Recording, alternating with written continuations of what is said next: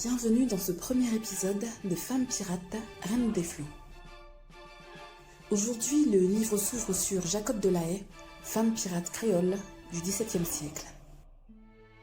Bien que l'on connaisse peu d'éléments de la vie de cette présumée femme pirate, plusieurs sources sont unanimes quant au fait que Jacob de La Haye possédait une chevelure rousse flamboyante ainsi qu'une remarquable beauté. Jacob est né en 1630 à Haïti d'une union interraciale. Sa mère était haïtienne et son père était français. Elle perdit ses parents très tôt. Sa mère mourut en couche et son père fut assassiné peu de temps après sa naissance.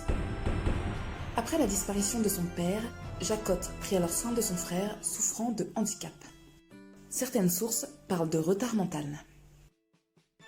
Embrassant une vie de pirate, Jacob de La Haye dirigea un équipage d'une centaine d'hommes.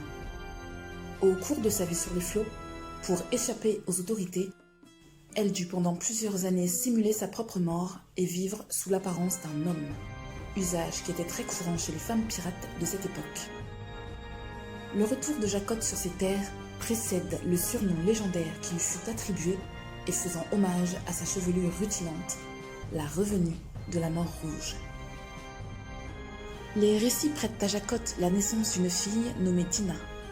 Semblable à sa mère dans la couleur rousse de sa chevelure, Dina suivit la voie maternelle et devint maître épéiste. Elle commanda à son tour une flotte de pirates. En 1656, avec son équipage, Jacob réussit à conquérir une petite île caraïbéenne qu'elle baptisa la République des pirates. 7 ans après, en 1663, la belle à la crinière de feu décédera dans une fusillade en tentant de protéger son île de ses ennemis.